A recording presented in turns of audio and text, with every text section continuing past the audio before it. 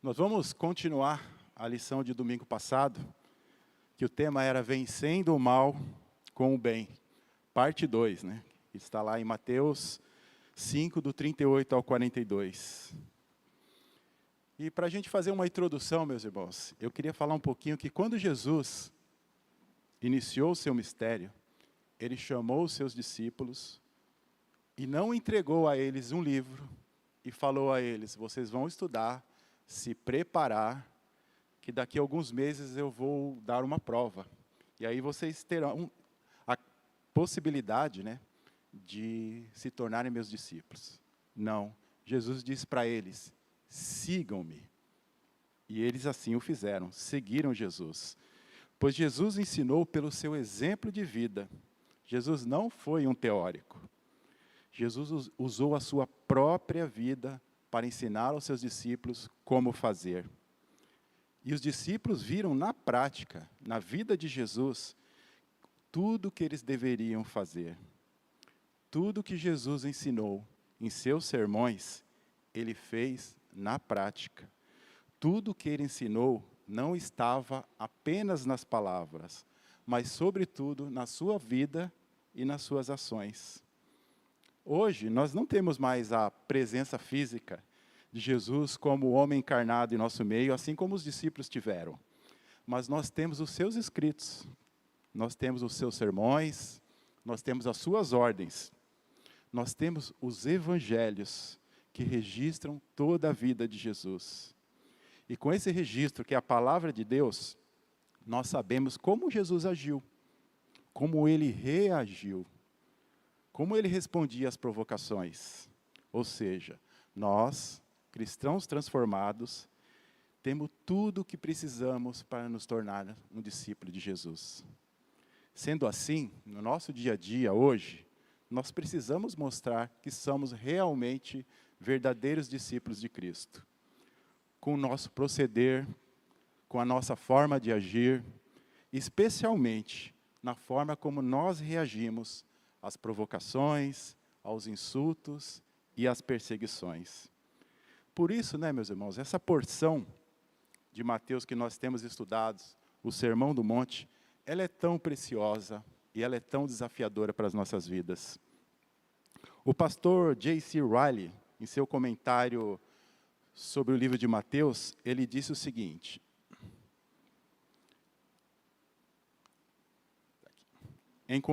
encontramos nesse trecho as normas do nosso Senhor Jesus Cristo quanto à nossa conduta de uns para com os outros. Os que desejam saber como deveriam agir e sentir no tocante ao próximo, devem estudar com frequência esses versículos. Eles merecem ser escritos com letras de ouro. Esses versículos têm sido elogiados até pelos adversários do cristianismo. E quais são esses versículos que Riley está falando?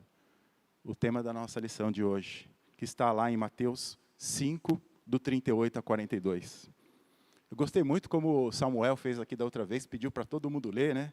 Acho que eu vou começar a fazer isso hoje também, gostei da ideia. Acho que eu vou convidar a voz mais bonita aqui da igreja para ler.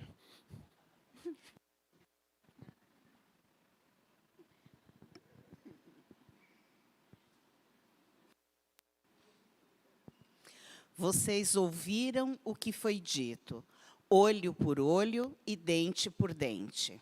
Mas eu lhes digo, não resistam ao perverso. Se alguém o ferir na face direita, ofereça-lhe também a outra. E se alguém quiser processá-lo e tirar-lhe a túnica, deixe que leve também a capa. Se alguém o forçar a caminhar com ele 1 milha, vá com ele 2. Dê a quem lhe pede, e não volte as costas àquele que deseja pedir-lhe algo emprestado. Não falei que era bonito?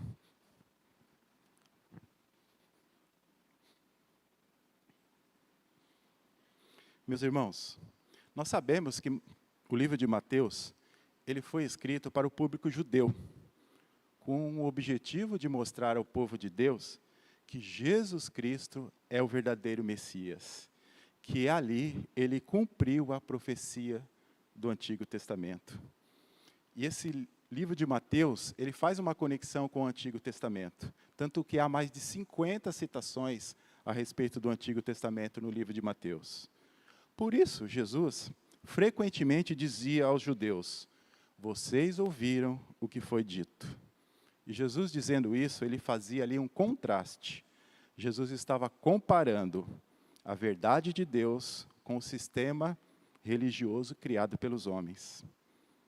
Quando nós olhamos os temas que nós já estudamos aqui, como o homicídio, o adultério, o divórcio, o juramento, nós podemos observar que essa interpretação da lei, ela era focada apenas nas ações externas do povo. Mas Jesus corrige isso. Ele corrige essa interpretação superficial e legalista. Ele confronta a hipocrisia e a falta genuína da transformação interior que essas leis permitiam. Os escribas e os fariseus haviam inventado um sistema religioso bem raso, baseado nas relações humanas, no esforço próprio e nas boas obras.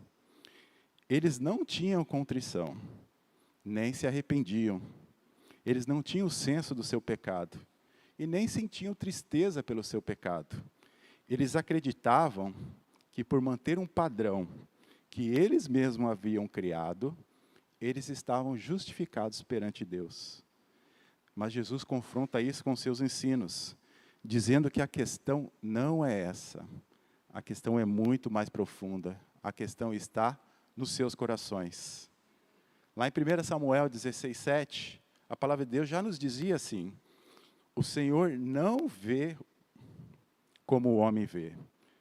O homem vê a aparência, mas o Senhor vê o coração. E Jesus mostra a diferença entre a verdade revelada por Deus e o sistema humano inventado pelos homens. Jesus mostra a sabedoria de Deus em contraste com a sabedoria humana. Jesus mostra o padrão humano para alcançar Deus, que era bem raso, comparando ao padrão divino para ser salvo. E Jesus continua advertindo eles. E ele sempre diz: vocês ouviram o que foi dito. Esse é o sistema de vocês. Mas eu lhe digo que essa não é a verdade de Deus.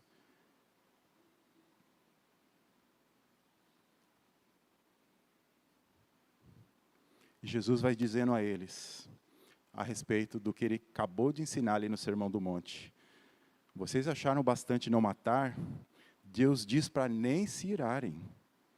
Vocês acham que não basta cometer um adultério? Deus diz que vocês nem deveriam pensar em seus corações. Vocês acham que basta preencher a papelada quando se divorciam? Deus disse que vocês nem deveriam se divorciar, exceto por adultério. Vocês já acham que basta fazer um juramento por trás da sua palavra? Deus disse que tudo o que vocês dizem deve ser verdade. Então, não precisam de um juramento. Quando Jesus faz essa comparação sobre a lei que estavam sendo praticadas pelos fariseus e a verdadeira lei de Deus, ele traz 2 versículos, que eu acho que quando a gente terminar aqui o Sermão do Monte, ele vai estar extremamente gravado em nossas memórias, né? A gente nunca mais esquecerá esses 2 versículos. Um está em Mateus 5:20 e o outro em Mateus 5:48. Pois eu lhe digo, se a justiça de vocês não for muito superior à dos fariseus e mestres da lei, de modo nenhum entrarão no reino dos céus. E o 48 nos diz assim: portanto, sejam perfeitos, como perfeito é o Pai Celestial de vocês. Então, Jesus, nós podemos perceber, meus irmãos, que Jesus está tentando ali destruir a confiança que os homens têm neles mesmos. Jesus está tentando forçá-los a aceitar que eles precisam desesperadamente da justiça de Deus. E essa justiça eles não podem alcançar. Jesus está dizendo ali para eles que eles precisam de um Salvador.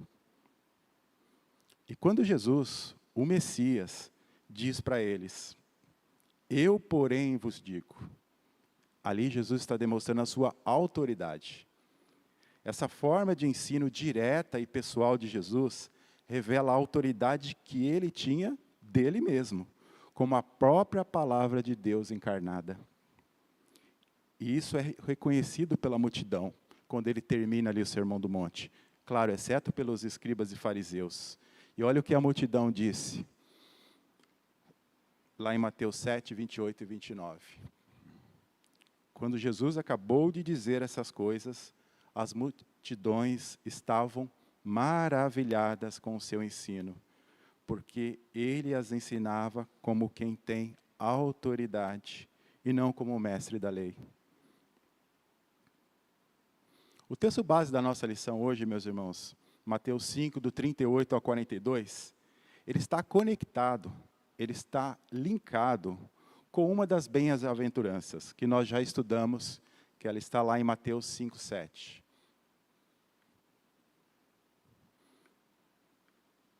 Bem-aventurados os misericordiosos, pois obterão misericórdia.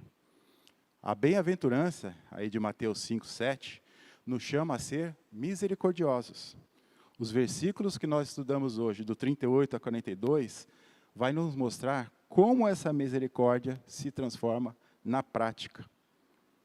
Podemos compreender que a misericórdia é uma marca essencial da vida do cristão. E nós devemos manifestar essa marca através das nossas ações, especialmente quando nós respondemos às ofensas e às injustiças. Quando nós estudamos o Mateus 5, 7, nós aprendemos que a bem-aventurança significa ser feliz, ser felicíssimo. E pensando, né, meus irmãos, a respeito desse tema, que alegria, né? É olhar para o Sermão do Monte, aqui em Mateus, e aprender o que significa pertencer a Deus. O que significa fazer parte do reino de Deus. O que significa ser salvo. O que significa ser verdadeiramente feliz. E nós percebemos que o caminho para a felicidade começa na transformação dos nossos corações. As ações nossas, crentes, devem brotar do caráter semelhante ao caráter de Cristo. O Sermão do Monte revela que a vida do cristão começa com aquilo que acontece no nosso coração e ela se expande para as nossas ações. A religião de rituais externos dos fariseus e algumas em nossos dias não mostra essa verdadeira felicidade. A religião que Jesus enfrentou ali em seus dias era rasa, como eu já falei, superficial, externa, e patrocinava grande infelicidade. Foi nesse cenário repressivo que Jesus fez o seu mais famoso convite. Jesus ali queria libertar as pessoas da opressão da religião e dos seus rituais. E qual foi esse convite que Jesus fez? Que está lá em Mateus 11, do 28 ao 29. Venha a mim todos que estão cansados e sobrecarregados, e eu lhe darei descanso. Tomem sobre vocês o meu jugo e aprendam de mim, pois eu sou manso e humilde de coração, e vocês encontrarão descanso para as suas almas. Pois o meu jugo é suave e o meu fardo é leve. Jesus ali, meus irmãos, ele não estava procurando a aparência de crente naquelas pessoas. Jesus estava interessado única e exclusivamente nos corações puros e nos corações transformados. Quando nossos corações estão transformados, nós nos tornamos misericordiosos. E eu queria fazer uma pergunta aos irmãos. Você é misericordioso? Você se considera uma pessoa misericordiosa? Lembrando no nosso estudo que misericórdia é aquela pessoa que tem a capacidade de colocar o seu coração na miséria do outro. E nós temos tido essa capacidade. Mas vou dificultar um pouquinho mais para os irmãos.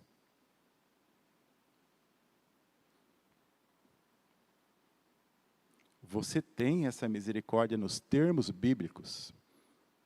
Você se considera uma pessoa misericordiosa à luz das bem-aventuranças, à luz do ensino de Jesus Cristo no Sermão do Monte? Muitas pessoas podem dizer, eu sou misericordioso, mas eu não tenho inimigos. Nós todos temos inimigos. A gente já aprendeu na lição que não é só matar uma pessoa na ação, no ato físico. Nós matamos uma pessoa no coração. Então nós temos inimigos. Nós temos aquele sistema que tenta, de alguma forma, fazer com que as nossas crianças aprendam sobre coisas que não devem aprender, que não estão baseadas na palavra de Deus. Nós temos, recentemente, esse caso que a gente viu no INSS, que roubaram diversos idosos, né? E que tristeza né? E a gente não tem como dizer que nós não ficamos com raiva, e ficamos com muita raiva, né? Nós temos exemplos na Bíblia, né? Na minha época de infância, eu gostava de um filme que ele tinha aquela máquina do tempo, que você entrava e se transportava para outra época. Eu queria fazer esse exercício aqui nos meus irmãos, para a gente se transformar lá para a época da igreja primitiva. Vamos, todo mundo da IBC, e nós abrimos o seu culto na IBC hoje de Jerusalém. E aí a gente ouve uma notícia que vem lá da capital, que um homem ruim, mau, está matando e perseguindo os cristãos. Alguém até comenta entre nós, eu ouvi falar que inclusive ele estava na morte do nosso irmão Estevão. Aí a gente vai fazer uma reunião, todos juntos de oração, pedindo para que o Senhor converta o coração daquele homem. Como disse o pastor, penso eu que não, né, pastor? A gente iria pedir para que o Senhor derramasse fogo e matasse aquele homem, né? E esse é o desejo do nosso coração. Mas não é isso que a Bíblia nos ensina. Nós estamos falando de misericórdia para com os nossos inimigos. Deixa eu voltar um pouquinho aqui. Nas primeiras 4 bem-aventuranças que nós aprendemos, os puros de coração, os que choram, os humildes, os que têm fome e sede de justiça, Jesus estava assinando ali o nosso tratamento direto e intimamente com Deus.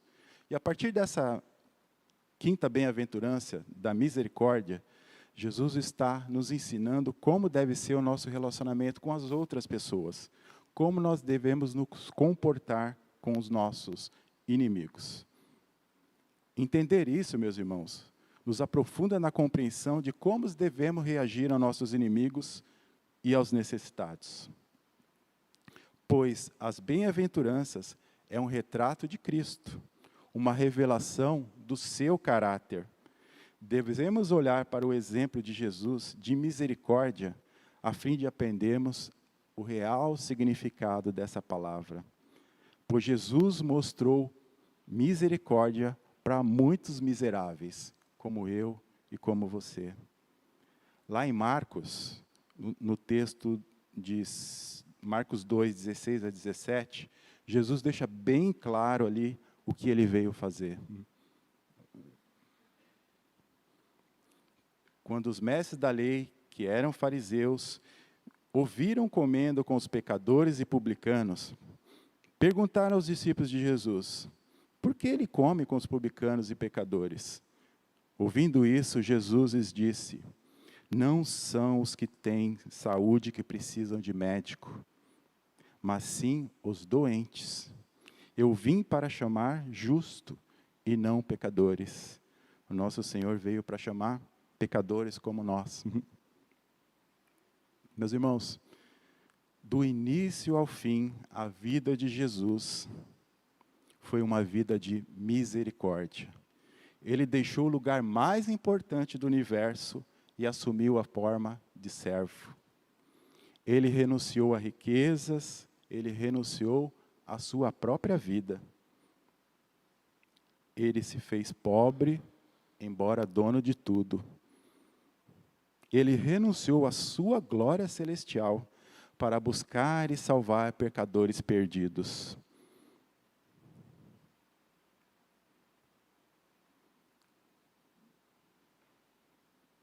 Em Filipenses,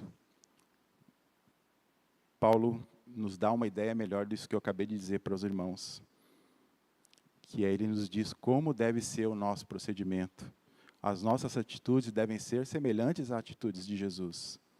E o texto diz assim: seja a atitude de vocês a mesma de Jesus, que embora sendo Deus, não considerou que o ser igual a Deus era algo que deveria apegar-se, mas esvaziou-se a si mesmo, vindo a ser servo, tornando-se semelhante a homens, e sendo encontrado em forma humana, humilhou-se a si mesmo e foi obediente até a morte de cruz.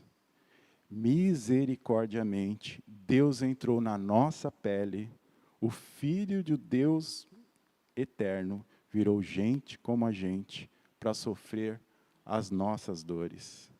Ele veio a esse mundo caído a fim de assumir a culpa dos nossos pecados e morrer no nosso lugar por misericórdia.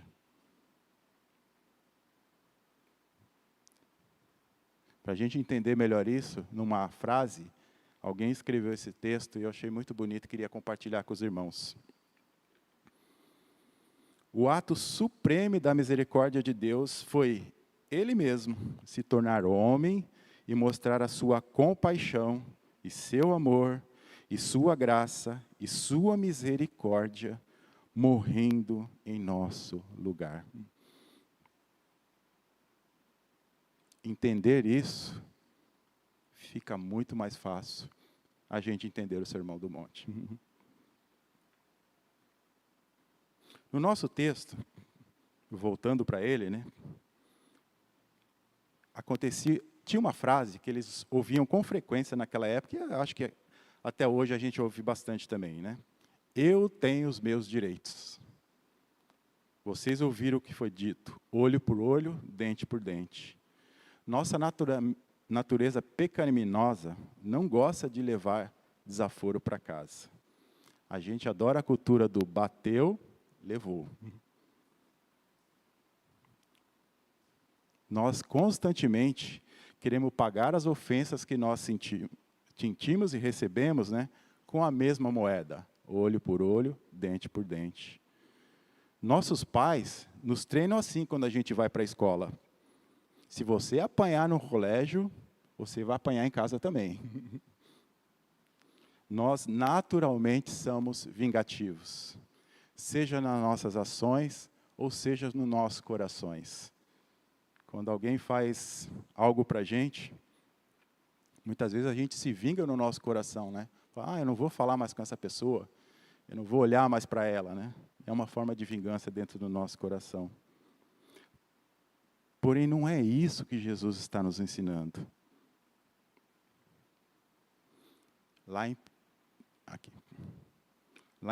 Pedro 2, do 21 ao 25, agora eu vou escolher uma outra aqui, uma outra voz bonita. Vanessa. Você consegue ler ali? Para isso vocês foram chamados, pois também Cristo sofreu no lugar de vocês, deixando-lhes exemplo, para que sigam os seus passos. Ele não cometeu pecado algum, e nenhum engano foi encontrado em sua boca. Quando insultado, não revidava. Quando sofria, não fazia ameaças, mas entregava-se àquele que julga com justiça. Ele mesmo levou em seu corpo os nossos pecados sobre o madeiro, a fim de que morrêssemos para os pecados e vivêssemos para a justiça. Por suas feridas vocês foram curados, pois vocês eram como ovelhas desgarradas, mas agora se converteram ao pastor e bispo de suas almas.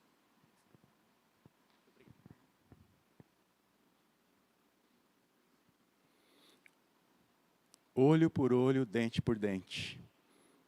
Era uma punição que foi criada para igualar, para equilibrar um crime.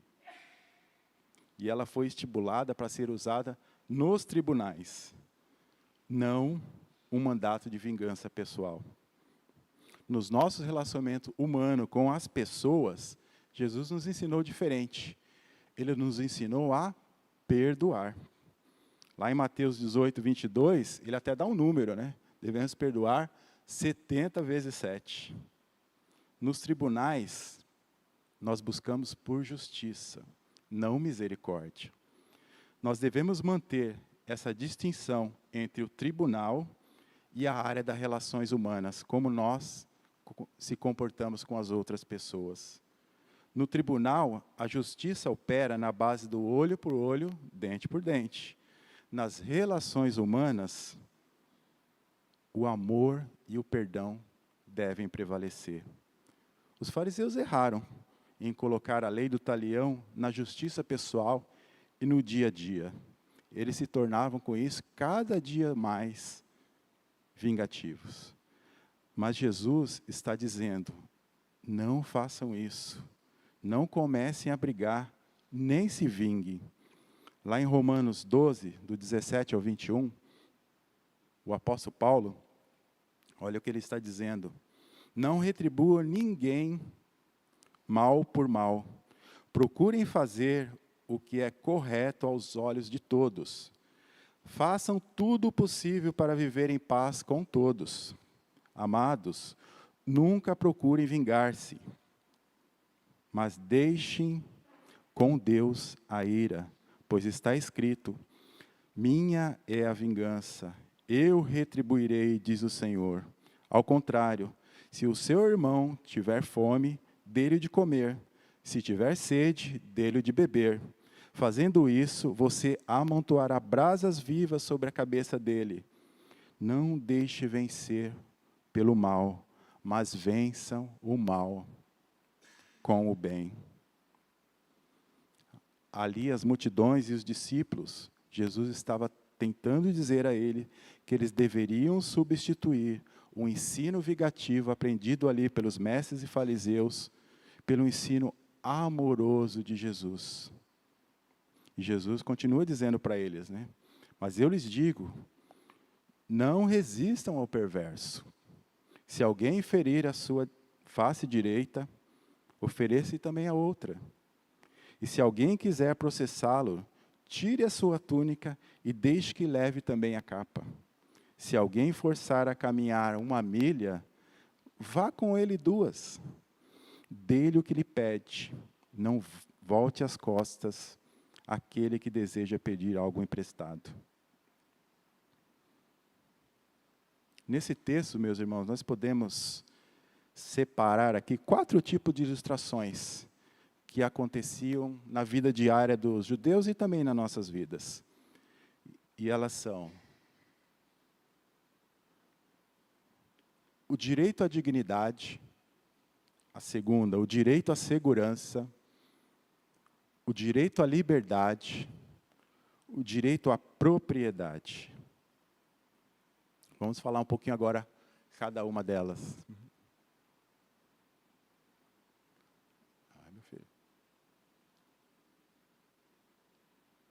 Acho que falhou aqui.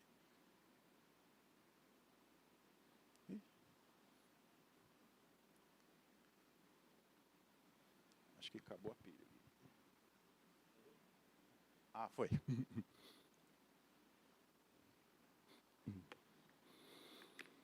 O direito à dignidade. Se alguém ferir a face direita, ofereça-lhe também a outra face. Meus irmãos, nós temos o direito de ser honrados como seres humanos. Nós devemos ser respeitados. Nós devemos ser tratados com gentileza. Porém, muitas vezes nós não somos. Nós somos muito maltratados. Os judeus diziam que o ato mais humilhante e desonroso era uma pessoa levar um tapa na cara de alguém. Alguém disse naquela época que um escravo preferia ser chicoteado ao ser esbofeteado pelo seu senhor. O tapa no rosto era simplesmente humilhante. E até hoje é, né? A gente sabe muito bem disso. Essa passagem não deve ser entendida literalmente como uma instrução para a gente buscar agressão e sermos agredidos.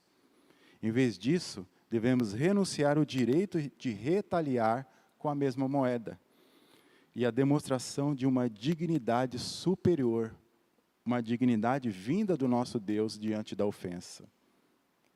Essa ilustração, ela vai nos ensinar também, meus irmãos, a renunciar à vingança. Jesus está ensinando a abandonar a lógica da retaliação imediata, olho por olho, dente por dente, oferecendo a outra face. Nós vamos desestabilizar a expectativa do agressor e nós vamos quebrar o ciclo de violência. Quebrando esse ciclo de violência, nós vamos demonstrar o amor e a compaixão do nosso Deus a essas pessoas. Nós também podemos desconcertar o agressor.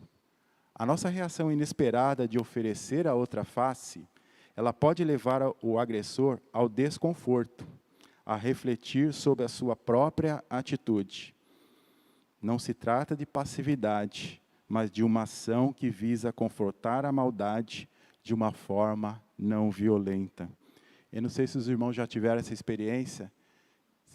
O trânsito acho que é comum para todos, né? De você, às vezes, por distração, fechar alguém, e aí você desce ali para conversar com a pessoa, e a pessoa vem armada, pronta para brigar, e aí você fala para ela, perdão, meu irmão, eu errei, a culpa foi minha, eu não devia ter feito isso, eu vou pagar o seu prejuízo.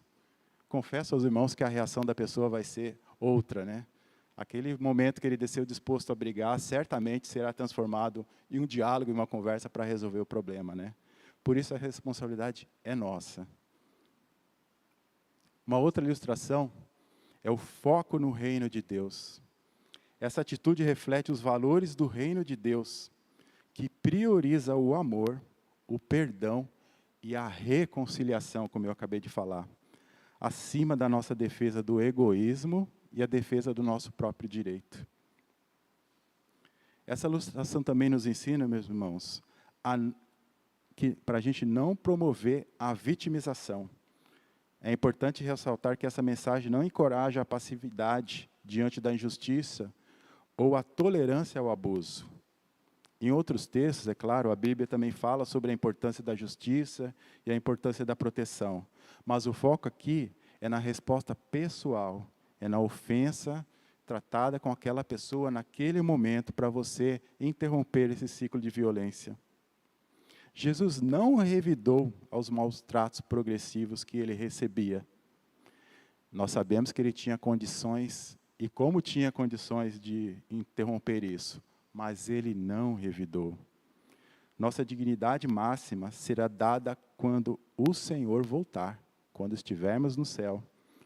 Deus derramará toda a bondade, toda a sua graça sobre nós para todos sempre.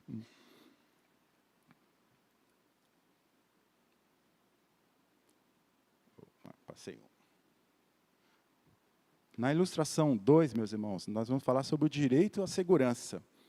Se alguém quiser processá-lo, tire a túnica, deixe que leve também a capa. A túnica, trazendo aqui para os nossos dias, ela corresponde à nossa camisa, à nossa roupa que a gente utiliza. E se alguém for processado e não tiver como pagar, exceto com a minha roupa, quando nós tivermos que entregar a nossa roupa, nós devemos também entregar a nossa blusa de frio. Para os judeus, isso era devastador, né? Vocês não podem despir e me deixar ao relento, porque a capa, a blusa de frio, eles também utilizavam nas noites frias, né? Eles utilizavam para dormir. É possível, é claro, meus irmãos, haver momentos em que o tribunal terá que fazer julgamento para algumas questões. Nós entendemos isso, né? Mas nossa atitude de coração não deve ser aquela de sair por aí buscando a todo custo levar as pessoas ao tribunal. E a Bíblia nos ensina a nós não fazermos isso. Lá em 1 Coríntios 6, de 1 a 8, queria pedir se algum irmão pudesse abrir 1 Coríntios 6, de 1 a 8, para a gente ler esse texto. É um texto muito bonito. Espada ao ar, quem abrir primeiro, levanta a mão. Marcelo? Irmã Rosângela, pode ler para mim?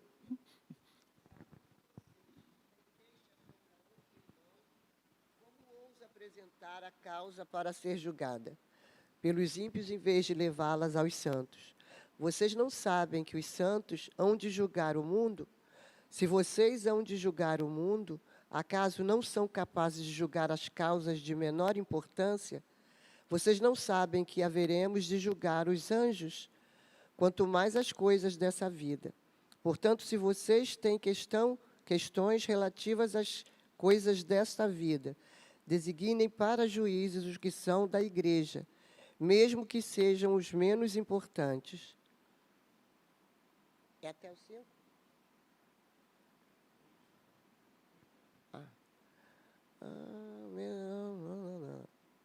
Cadê onde eu estou?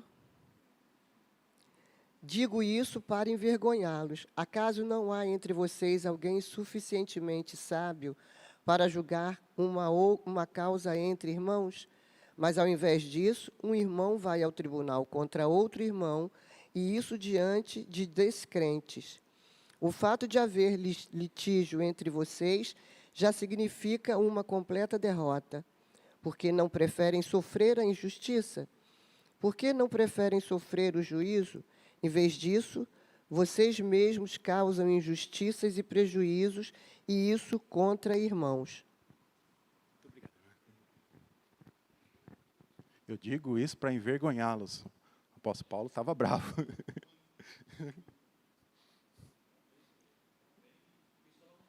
Exatamente.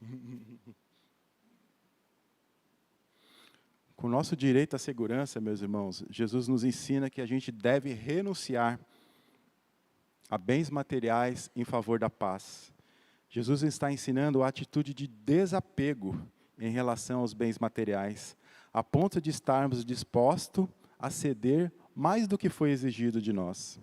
A túnica era uma peça de vestiário essencial, enquanto a capa era extremamente valiosa.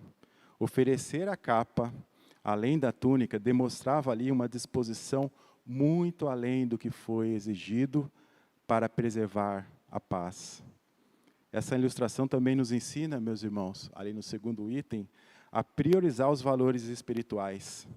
Essa atitude revela uma prioridade dada aos valores espirituais e ao relacionamento com o próximo, acima da defesa dos nossos bens. O foco não está em acumular ou proteger as nossas coisas, mas em viver de acordo com os princípios do reino de Deus. O terceiro ponto ali, essa lição também nos ensina a confrontar com a mentalidade do legalismo. Naquela época, havia grande preocupação com os direitos legais. A ilustração de Jesus desafia essa mentalidade ao sugerir que, em certas situações, abrir mão do próprio direito pode ser uma demonstração de um princípio muito maior, o princípio do amor ao próximo. Essa ilustração, também ali no último ponto, nos ensina a desarmar a avareza e a ganância. A avareza se alimenta da constante necessidade que nós temos de acumular e reter tudo para nós. A ordem para dar interrompe esse ciclo. Ao sermos encorajados a compartilhar o que temos, nós somos forçados a desviar o foco que nós temos de acumuladores para distribuir. O ato de liberar o que possuímos enfraquece a avareza em nossos corações.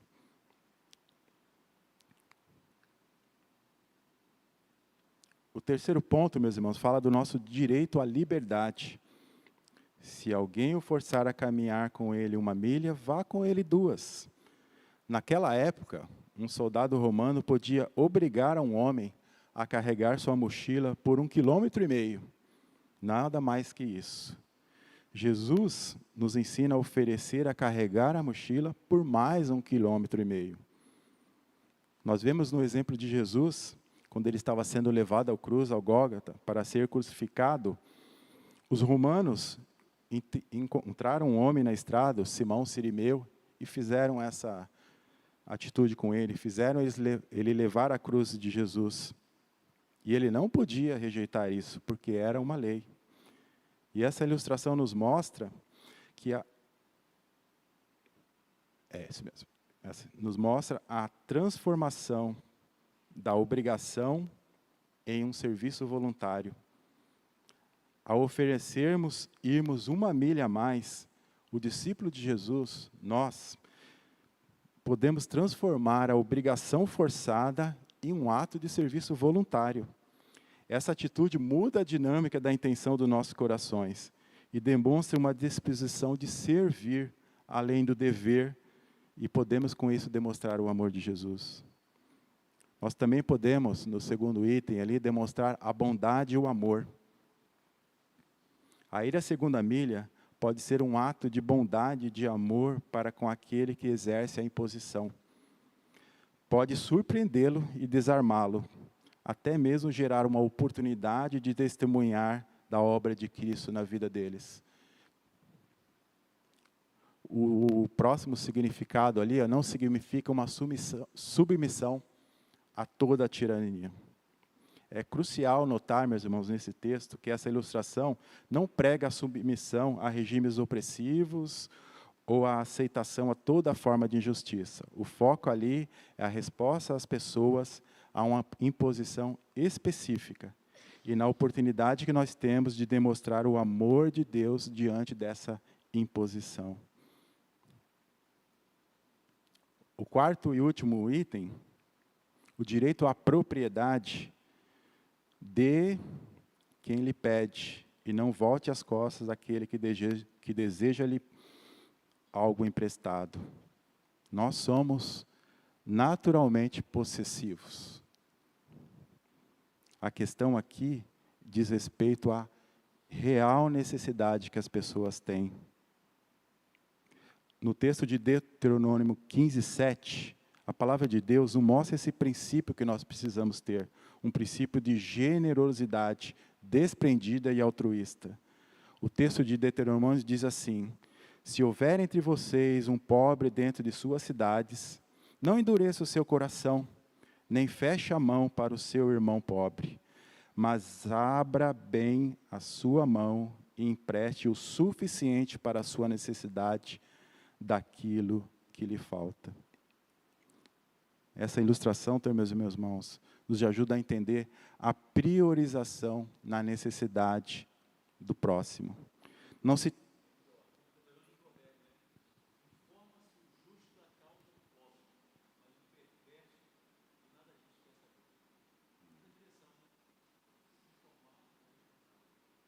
Isso mesmo, pastor. Não se trata apenas de um sentimento de pena, mas de uma compaixão que move o nosso agir. A necessidade do próximo nos chama a sairmos da nossa zona de conforto e considerar que nós podemos, de forma prática, aliviar o sofrimento e o atendimento a uma carência. Há algumas carências, há algumas necessidades de alguns irmãos que não podem esperar. Nós estávamos falando ontem sobre o frio. Eu não posso esperar um mês para entregar a blusa para alguém que está passando frio, né? Dependendo do lugar que ela estiver, certamente ela morrerá, né? E nós temos que entender essa necessidade e essa urgência de nós suportarmos uns aos outros. E o último ponto, acho que aquele último ficou a mais ali, é a oportunidade de refletir o amor de Deus. Ao priorizarmos a necessidade do próximo, nós estamos, de certa forma, refletindo o próprio caráter de Deus, que é abundante em graça e em misericórdia e supre sempre a necessidade da sua criação. Nossa generosidade, com certeza, vai testemunhar e muito do amor de Deus em nossas vidas. Nós, meus irmãos, somos súditos do reino. Nós somos sal e luz da terra. E nós devemos, é nossa obrigação, expressar essa graça de Deus. Quando nós estudamos a misericórdia, o tema era o efeito bumerangue da misericórdia, né? No qual nós lançamos a misericórdia e nós recebemos ela de volta. E esse texto é muito lindo, eu queria compartilhar com os irmãos. Deus é a fonte incessante de misericórdia. Ele é a expressão em nosso favor por meio de Cristo. Somos, portanto, convidados a sermos canais de misericórdia em direção aos outros, como ramos da videira. E quanto mais misericordiosos somos, mais misericórdia recebemos do nosso Pai. E esse é o efeito da misericórdia.